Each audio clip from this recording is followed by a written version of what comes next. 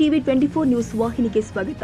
ಉತ್ತರ ಕನ್ನಡ ಜಿಲ್ಲೆಯ ಹಳಿಯಾಳ ಉಪ ಅರಣ್ಯ ಸಂರಕ್ಷಣಾ ಅಧಿಕಾರಿಗಳ ಕಚೇರಿ ಆವರಣದ ವ್ಯಾಪ್ತಿಯಲ್ಲಿ ನೆನೆ ದಲಿತ ಸಂಘರ್ಷ ಸಮಿತಿ ಕೆಂಪು ಸೇನೆ ವತಿಯಿಂದ ಕಾಡಂಚಿನ ನಿವಾಸಿಗಳು ಹಾಗೂ ಕಾಡಂಚಿನ ರೈತರ ಸಮಸ್ಯೆಗಳಿಗೆ ಸಂಬಂಧಪಟ್ಟಂತೆ ಬೃಹತ್ ಪ್ರತಿಭಟನೆ ಜರುಗಿದೆ.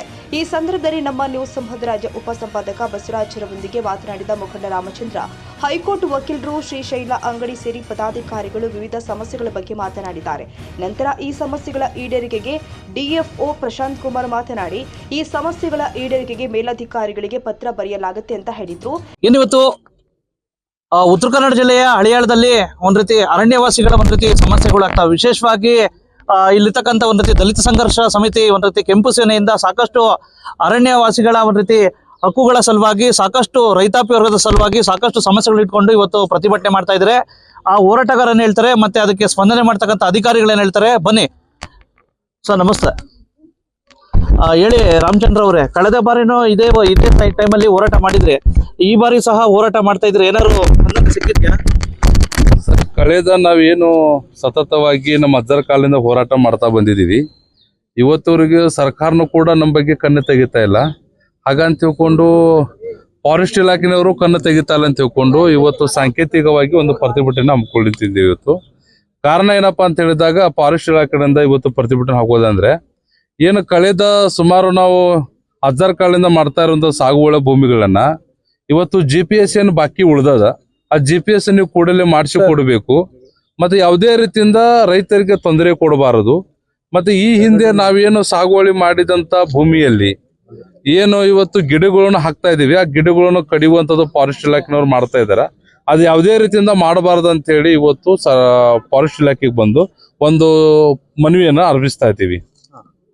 ಆಮೇಲೆ ಇನ್ನು ಮುಂದೆ ಅವ್ರು ಯಾವುದೇ ರೀತಿಯಿಂದ ನಮ್ಮ ರೈತರಿಗೂ ಕೂಡ ತೊಂದರೆ ಕೊಡಬಾರ್ದು ಅಂತೇಳಿ ಅವರು ಅದಕ್ಕೆ ಸ್ಪಂದಿಸಿದ್ದಾರೆ.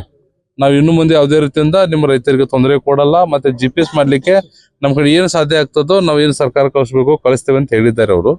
ಮತ್ತೆ ಯಾರು ಹಿಂದ್ಗಡೆ ರೈತರದ ಏನು ಗಿಡಗಳನ್ನು ಕಡ್ದಿದ್ದಾರೋ ಅದು ಏನಿದೆ ನಾನು ವಿಚಾರಣೆ ಮಾಡ್ತೇನೆ, ಏನು ತಪ್ಪು ಮಾಡಿದಾರೋ ಅವ್ರು ಶಿಕ್ಷೆ ಕೊಡುವಂತ ವ್ಯವಸ್ಥೆ ಮಾಡ್ತೇನೆ ಅಂತ ಡಿಪೋ ಸಾಹೇಬರು ಹೇಳಿದ್ದಾರೆ. ಇವಾಗ ಅಲ್ಲ, ಇದು ಪದೇ ತಾವು ಆಶ್ವಾಸನೆ ಕೊಡ್ತಾರೆ, ಹೋಗ್ತಾರೆ, ಯಾಕೆ ಶಾಶ್ವತವಾಗಿ ಯಾಕೆ ಸಮಸ್ಯೆ ಮಾಡಿಲ್ಲ ಅಂದ್ರೆ ಇದು ಉಗ್ರ ಹೋರಾಟ ಸರ್? ಶಾಶ್ವತವಾಗಿ ಇವ್ರು ಮಾಡೋ ಮನಸ್ಸಿದ್ದಾಗ ಶಾಶ್ವತವಾಗಿ ಬಗೆಹರಿಸ್ತದೆ. ಶಾಶ್ವತವಾಗಿ ಇವ್ರು ಮಾಡುವಂತ ಮನಸ್ಸು ಬೇಕು, ಆ ಬುದ್ಧಿ ಬೇಕು. ಹೀಗಾಗಿ ನಾವು ಸರ್ಕಾರಕ್ಕೂ ಮತ್ತೆ ಇವತ್ತು ಆ ಡಿಪೋ ಸಾಹೇಬ್ರು ವಿನಂತಿ ಮಾಡ್ತಾ ಇದೀವಿ, ಈಗ ಶಾಶ್ವತವಾಗಿ ಪರಿಹಾರ ಕೊಡ್ರಿ ಅಂತ ಹೇಳಿ ನಾವು ಇವತ್ತು ಬಂದಿದ್ದೀವಿ. ಮತ್ತೆ ಅವ್ರು ಶಾಶ್ವತವಾಗಿ ಪರಿಹಾರ ಕೊಡ್ತಾರ ಅಂತ ಹೇಳಿದ್ರೆ ನಾವು ಇವತ್ತು ಪ್ರತಿಭಟನೆ ಬಿಡ್ತೀವಿ. ಶಾಶ್ವತವಾಗಿ ಪರಿಹಾರ ಕೊಡಲ್ಲ ಅಂತ ಹೇಳಿದ್ರೆ ನಾವು ಅಹೋರಾತ್ರಿ ಧರಣಿನೂ ಕುಂದ್ರಲಿಕ್ಕೆ ನಾವು ತಯಾರಿದ್ದೀವಿ ಅನ್ನುವಂಥ ಮಾತನ್ನು ತಿಳಿಸ್ಲಿಕ್ಕೆ ಬಂದಿದ್ದೀವಿ ಸರ್. ನಾವು ಬಸ್ತ್ಯಾವ ದೇಗ್ ನಾಯ್ಕ್ ಕರ್ಡೋಳಿ ಸಿದ್ದಿ ಅಂತೇಳಿ, ಆದ್ರೆ ಈ ತಾಲೂಕಿನ ಒಂದು ಅಧ್ಯಕ್ಷ ಸ್ಥಾನ ಕೊಟ್ಟಾರ ಡಾಕ್ಟರ್ ಬಾಬಾ ಅಂಬೇಡ್ಕರ್ ಸಂಘ ಒಳಗೆ. ಆದರೆ ಇವತ್ತು ಹೇಳ್ತೇನೆ, ಸರಿಯಾಗಿ ಅರಣ್ಯ ಸಮಿತಿ ಅಥವಾ ಅರಣ್ಯ ಅಧಿಕಾರಿ ಅಥವಾ ಪಂಚಾಯತಿ ಎಲ್ಲ ಕೂಡಿ ಸರಿಯಾಗಿ ಹಂಚು ಕೊಟ್ಟಿದ್ರೆ ಇಷ್ಟೆಲ್ಲ ಗೊಂದಲ ಆಗ್ಲಿಕ್ಕೆ ಸಾಧ್ಯ ಆಗಿಲ್ಲ. ಇವು ಏನಾಗಿರ್ತಾರೆ, ದೊಡ್ಡ ಅಧಿಕಾರಿ ಈ ಸಣ್ಣ ಕಳಿಸ್ತಾರಲ್ಲ, ಅವ್ರು ಹೋಗಿ ಅವ್ರ ಮನಸ್ಸಿಗೆ ಬಂದಾಗ ಮಾಡಿದಾರಲ್ಲ, ಹಿಂಗಾಗಿ ಮಂದಿಗೆಲ್ಲ ತೊಂದರೆ ಆಗಿಬಿಟ್ಟಿದೆ. ನಮ್ಮ ಈಗ ತಾಲೂಕು ಅಧ್ಯಕ್ಷ ಹೆಸರಿಗೆ ಅಷ್ಟೇ 6 ಎಕರೆ ಭೂಮಿ ನನ್ನ ಅತಿಕ್ರಮ 2 ಎಕರೆ ಕೊಟ್ಟಾರ ನನಗೆ. ಇಂದಿರಾ ಗಾಂಧಿ ಇದ್ದಾಗ ನಾವು ಹೊಲದಲ್ಲಿ ತಂತಿ ಹಚ್ಚಿದ್ದು, ತಂತಿ ಕೊಟ್ಟು ಅವಾಗಿದ್ದ ಭೂಮಿ ಇನ್ನೂವರೆಗೆ ಯಾರು ಅಧಿಕಾರಿ ಹೋಗಿ ಕೊಟ್ಟಿಲ್ಲ ನನಗೆ. ಬರೇ ಗ್ಯಾರೆಂಟ್ ಪಾರ್ಟ್ರ್ ಹೋಗ್ತಾರೋ, GPS ಮಾಡ್ಕೊಂಡು ಬರ್ತಾರೋ. ಅಲ್ಲಿ ನಾವು ಅರ್ಜಿ ಕಳಿಸಿದ್ನಂತ ಅರ್ಜಿಗೆ ವ್ಯಾಲ್ಯೂನೂ ಇಲ್ಲ. ಇನ್ನೂ ಆಗಿ 82 ವರ್ಷ ಆಗಿತ್ತು ನನಗೆ. ಈಗ ವಿಚಾರ ಮಾಡ್ರಿ, ನಮ್ಮ ತಂದೆ ಮಾಡಿದ ಭೂಮಿ ಬರೇ 2 ಎಕರೆ ಒಳಗ 2 ಎಕರೆ ಕೊಟ್ಟಾರ. 6 ಎಕರೆ ಭೂಮಿ ಐತಿ, ಚೆಕ್ ಮಾಡಿ ಹರಕತಿಲ್ರಿ. ಗೌರ್ಮೆಂಟ್ ಇಂದ ಎಲ್ಲಾ ಸವಲತ್ತು ಸಿಕ್ಕಾರ ನನಗೆ, ಇಲ್ಲ ಅಂದ್ರೆ ಇಲ್ಲ. ಯಾಕಂದ್ರೆ ಮನೆ ಕೊಟ್ಟಾರ, ಪೈಪ್ ಲೈನ್ ಕೊಟ್ಟಾರ, ಎಲ್ಲಾ ಕೊಟ್ಟಾರ. ಆದ್ರೆ ಭೂಮಿ ಇನ್ನೂ ಪಟ್ಟೆ ಇಲ್ಲ. 2 ಎಕರೆ ಪಟ್ಟೆ. ನಾವು ತಾಲೂಕು ಅಧ್ಯಕ್ಷ ಆಗಿ ನನ್ಗಡೆ ಆಧಾರ ಇಲ್ಲ. ನಾವು ಜನರಿಗೆ ಏನ್ ಆಧಾರ ಮಾಡ್ತೇವೆ, ಯಾವಾಗ ಸವಲತ್ತು ಕೊಡ್ತೇವೆ, ಯಾರು ಮುಖ್ಯಸ್ಥರು ಬಂದಲ್ಲೇ ಆಕ್ಚುಲಿ ನನ್ನ ವಿಚಾರ ಬಗ್ಗೆ ತಹಸೀಲ್ದಾರು, DP ಸಾಹೇಬರು, ಅರಣ್ಯ ಸಮಿತಿ ಕೂಡಿಕೊಂಡು ಜನಪ್ರತಿನಿಧಿಗಳು ಏನ್ ಮಾಡ್ತಾರೆ? ಜನಪ್ರತಿನಿಧಿ ಏನ್ ಮಾಡ್ಬೇಕ್ರಿ? ಅಧಿಕಾರಿ ಯಾರು ಇಲ್ಲದ್ರೆ ಬರೀ ಇದು ಹೋರಾಟ ಮಾಡೋದು, ಮನೆಗೆ ಹೋಗೋದು. ಆಯ್ತ್ರಿ, ನಿಮ್ಗೆ ಓಟ್ ಹಾಕಿರ್ತಕ್ಕಂಥ ಜನಪ್ರತಿನಿಧಿ ಅದು ಓಟ್ ಆಗೋದು ಜನ ನಾವು ಮಾತಾಡಬಾರ್ದ್ರಿ. ಯಾಕಂದ್ರೆ ಮಾತಾಡಿದ್ರೆ ನಾಳೆ ನಮ್ ಜೈಲಿಗೆ ಕಳಿಸ್ತಾರಿ, ಅದನ್ನ ಹೇಳ್ತೀವಿ. ಯಾಕಂದ್ರೆ ಅಂತ ಯಾರು ಬೇಕಾದಿರ್ಲಿ ನಾವು ಡೈರೆಕ್ಟ್ ಹೇಳ್ಬಿಡ್ತೇವೆ, ನಾವು ಇವತ್ತು ಜೈಲಿಗೆ ಹಾಕ್ರಿ ನನ್ಗೆ. ಯಾಕಂದ್ರೆ ಅಂತ ಅಧಿಕಾರಿಗಳು ಅದಾರೆ. ಅಧಿಕಾರಿ ಅಂದ್ರೆ ಇವ್ರ ನಮ್ಮ ಪೊಲೀಸ್ ಡಿಪಾರ್ಟ್ಮೆಂಟ್ ಅವ್ರಲ್ಲಿ ಅವರು ಅಷ್ಟು ಸಾಕಷ್ಟು ಚಲೋ ಮಂದಿ ಆದವ್ರು ಯಾರು ಇಲ್ಲ ಅಂತೇಳಿ ನಾವು ಬುಡಕ ಅದು ಸಿದ್ಧಿ ಬದುಕೇರು ಇಲ್ಲೇ. ಆಕ್ಚುಲಿ ನಾವು ಹೇಳ್ಬೇಕಂದ್ರೆ ನಾವು ಯಾವ MLA ಯಾರಾಗ್ಲಿ ಇವತ್ತು ಬೇಕಾದ್ರೆ ನಮ್ಮ ಕಡೆ ಯಾರು ಸಪೋರ್ಟ್ ಕೊಟ್ಟಿಲ್ಲ. ನಮ್ಗೆ ಸಪೋರ್ಟ್ ಮಾಡೋದು ಬರೇ ಅಧಿಕಾರಿ ಮಂದಿ, ರಾಜಕೀಯ ಮಂದಿ ಒತ್ತಾಯ ಇದ್ರೂ ಅವ್ರು ಕಾಪಾಡ್ಯಾರಿ ನನ್ಗೆ. ಸತ್ಯವಾಗಿ ಹೇಳ್ತೇನೆ, ಇವತ್ತು ಪೊಲೀಸ್ ಡಿಪಾರ್ಟ್ಮೆಂಟ್ ನನ್ನ ಪಾಲಿಗೆ ನಮ್ಮ ತವ್ರ ಮನೆ ಆಗಿತ್ರಿ, ಮತ್ತು ಪಾಲಿಸ್ ಡಿಪಾರ್ಟ್ಮೆಂಟ್ ಆ ಮನೆ ನಮ್ಗೆ ಕಾಪಾಡ್ಯಾರಿ. ಅಧಿಕಾರಿ ಒಪ್ಪ ಮಾಡಿದ್ರು ಬಚ್ಚಾವ್ರಿ ನಮ್ಗೆ. ಹೈಕೋರ್ಟ್ ವಕೀಲರು ಆಗಿರ್ತಕ್ಕಂತ ವಿಶೇಷವಾಗಿ ಶರಣು ಅಂಗಡಿಯವರು ಬಂದಿದ್ದಾರೆ. ಸರ್ ಹೇಳಿ, ವಿಶೇಷವಾಗಿ ಏನ್ ಸರ್ ಬರ್ತಾರೆ, ಸಾಕಷ್ಟು ಜನ ಇವರು ಹೋರಾಟಗಳಿಗೆ ಇದು ಹೋಗ್ತಾರೆ, ತಾವು ಸಹ ಬಂದಿದ್ದೀರಾ, ಹೋರಾಟಕ್ಕೆ ಸಪೋರ್ಟ್ ಮಾಡಿದ್ದೀರಾ. ಇಷ್ಟೆಲ್ಲ ನಿಮ್ಮಂತವರೆಲ್ಲ ಸಪೋರ್ಟ್ ಮಾಡಿದ್ರು ಯಾಕೆ ಸಮಸ್ಯೆಗಳು ಹಾಗೆ ಉಳಿದಿದ್ದಾವೆ?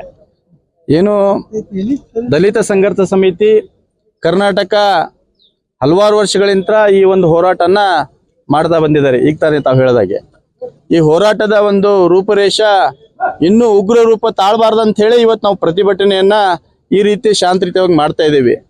ಇವತ್ತು ಮುಖ್ಯವಾಗಿ ರೈತರು 2016ರಲ್ಲಿ ಸಾಗುವಳಿ ಏನು ಹಳೆ ಕಾಲದಿಂತ್ರನು ನಮ್ಮ ರೈತಾಪಿ ಜನ ಸಾಗುವಳಿ ಮಾಡ್ಕೊತಾನೆ ಬಂದಿದ್ರು. 2016ರಲ್ಲಿ GPS ಅನ್ನ ಕೆಲವೊಂದಿಷ್ಟು ಜನರಿಗೆ ಮಾಡಿಕೊಟ್ಟಿದ್ರು. ಅದಾದ್ಮೇಲೆ ಕೆಲವೊಂದಿಷ್ಟು ರೈತರಿಗೆ ಬಿಟ್ಟು ಹೋಗಿತ್ತು. ರೈತರ ಒಂದು ಸಮಸ್ಯೆನ ಸ್ಪಂದನೆ ಮಾಡ್ಬೇಕಂತ ಹೇಳಿ ಸರ್ಕಾರಕ್ಕೆ ಮನವಿ ಕೊಟ್ಟಾಗ ಸರ್ಕಾರದ ಎಲ್ಲ ಕಣ್ಣು ಮೂಗು ಬಾವಿ ಎಲ್ಲ ಅವ್ರದ್ದೆಲ್ಲ ಮುಚ್ಕೊಂಡ್ಬಿಟ್ಟವ. ಯಾಕಂತಂದ್ರ ರೈತರ ಒಂದು ಗೋಳನ್ನ ಕೇಳುವಂತ ಸರ್ಕಾರ ಇವತ್ತು ನಿದ್ರೆ ಮಾಡ್ತಾ ಇದೆ. ಇಲ್ಲಿ ಆಫೀಸರ್ಗಳು ಕೆಲವೊಂದಿಷ್ಟು ಜನ ಏನು ಈಗ ತಾನೇ ನಮ್ಮ ರೈತರೆಲ್ಲ ಹೇಳಿದ್ರು, ಅವ್ರ ಆಫೀಸರ್ ಹಾಗೆ ಮಾಡಿಲ್ಲ ಅನ್ನುವಂಥದ್ದು ನನ್ನ ಭಾವನೆ ಇದೆ. ಬಟ್ ರೈತರ ಒಂದು ಬೆಳೆದಿರ್ತಕ್ಕಂಥ ಗಿಡ ಮರಗಳು ಸುಮಾರು 60-70 ಗಿಡ ಒಂದೊಂದು ಎಕರೆದಲ್ಲಿ ಬೆಳೆದಿದ್ದಾರೆ, ಅದನ್ನ ಕಡ್ದಿದಾರಂತೆ. ಅದು ಒಂದು ಆರೋಪ ಇದೆ ಇಲ್ಲಿ. ಅದ್ರ ಈಗ ರೈತರ ಒಂದು ಹೊಲಗಳಿಗೆ ರಸ್ತೆಗಳಿಲ್ಲ, ಅದನ್ನ ಮಾಡ್ಬೇಕಂತ ನಮ್ಮ ಒಂದು ಬೇಡಿಕೆ ಇದೆ. ಹೀಗೆ ಹಲವಾರು ನಮ್ಮ ಬೇಡಿಕೆಗಳನ್ನ ಇಟ್ಟುಕೊಂಡು ಉತ್ತರ ಕರ್ನಾಟಕದ ದಲಿತ ಸಂಘರ್ಷ ಸಮಿತಿ ಹಲವಾರು ವರ್ಷಗಳಿಂದ ಪ್ರತಿಭಟನೆ ಮಾಡ್ಕೊಂತಾನೆ ಬಂದಿದೆ. ಆ ಒಂದು ಉದ್ದೇಶವಾಗಿ ಇವತ್ತು ಸಹ ನಾವು ಒಂದು ಪ್ರತಿಭಟನೆ ಮಾಡ್ತಾ ಇದ್ದೀವಿ. ಎಲ್ಲ ನಮ್ಮ ಏನು ಉನ್ನತ ಮಟ್ಟ ಅಧಿಕಾರಿಗಳು ಬಂದು ಆಶ್ವಾಸನೆ ಕೊಟ್ಟಿದ್ದಾರೆ. ಬರುವಂತ ದಿನಗಳಲ್ಲಿ ಒಂದು DC ಹಾಗೂ ಉನ್ನತ ಮಟ್ಟದ ಅಧಿಕಾರಿಗಳ ಜೊತೆ ಚರ್ಚೆ ಮಾಡಿ ನಿಮ್ಮ ಒಂದು ಮನವಿಗೆ ನಾವು ಸ್ಪಂದಿಸಿ ಮುಂದಿನ ದಿನಗಳಲ್ಲಿ ಈ ಒಂದು ಕೆಲವೊಂದಿಷ್ಟು ಏನು ನಿಮ್ಮ ಬೇಡಿಕೆಗಳನ್ನು ಈಡೇರಿಸ್ತೀವಿ ಅಂತ ಹೇಳಿದಾರೆ. ಆದ್ರೆ ತಾತ್ಕಾಲಿಕವಾಗಿ ಹೇಳಿದಾರೆ. ಪರ್ಮನೆಂಟ್ ಆಗಿ ಸೊಲ್ಯೂಷನ್ ಆಗ್ಬೇಕಂತಂದ್ರ ಒಂದು ಇಲ್ಲಿರ್ತಕ್ಕಂಥ ರೈತರ ಒಂದು ಭಾವನೆಗಳಿಗೆ ನೀವು ಬೆಲೆ ಕೊಟ್ಟಿದ್ದಿಲ್ಲ ಅಂತಂದ್ರೆ ಬರುವಂತ ದಿನಗಳಲ್ಲಿ ಏನು ಹಳ್ಯಾಳ ಭಾಗದಲ್ಲಿ ಏನು ಹೋರಾಟ ಮಾಡ್ತಿದ್ದೀವಿ, ಆ ಹಳ್ಯಾಳ ಭಾಗದಲ್ಲಿ ಅಷ್ಟೇ ಅಲ್ಲ ಇಡೀ ಕರ್ನಾಟಕದ ಅಂತ ಎಲ್ಲಾ ನಮ್ಮ ಏನು ದಲಿತ ಸಂಘರ್ಷ ಸಮಿತಿ ಯುವಕರು ಇರ್ಬೋದು, ರೈತರು ಇರ್ಬೋದು, ಮಹಿಳೆಯರು ಇರ್ಬೋದು, ಪ್ರತಿಯೊಬ್ಬರು ಈ ಒಂದು ಹಳ್ಯಾಳ ಭಾಗಕ್ಕೆ ಬಂದು ಇನ್ನೂ ಉಗ್ರವಾಗಿ ಹೋರಾಟ ಮಾಡ್ತೇವೆ ಅಂತ ಹೇಳ್ತಾ ಈ ಮೂಲಕ ನಂದೊಂದು ಎಚ್ಚರಿಕೆ ಇದೆ. ಎಲ್ಲ ಆಫೀಸರ್ಗಳು ಏನು ಇವತ್ತು ನಮ್ಮ ಮನವಿಯನ್ನ ಸ್ಪಂದಿಸಿ ಏನು ಅಹವಾಲುಗಳನ್ನು ಸ್ವೀಕರಿಸಿದ್ರಿ ಮಾಡ್ತಾ ಇದ್ದೀನಿ. ಪತ್ರಕರ್ತರು, ಇವತ್ತು ನನ್ನ ಸಹೋದರ ತಾಲೂಕು ಹಳಿಯಾಳ ಒಂದು ತಾಲೂಕಿನಲ್ಲಿ ನಡೀತಾ ಇರತಕ್ಕಂಥ ದಲಿತ ಸಂಘರ್ಷ ಸಮಿತಿ ಕೆಂಪು ಸೇನೆ ಇದರ ವತಿಯಿಂದ ನಡೀತಾ ಇರತಕ್ಕಂಥ ಸಾಕಷ್ಟು ಅರಣ್ಯವಾಸಿಗಳ ಸಮಸ್ಯೆಗಳ ಒಂದು ರೀತಿ ಬೇಡಿಕೆಗಳಿಗೆ ನಾನು ಸಹ ಪತ್ರಕರ್ತನಾಗಿ ಬೆಂಬಲ ಕೊಡ್ತಾ, ಹೌದು ವಿಶೇಷವಾಗಿ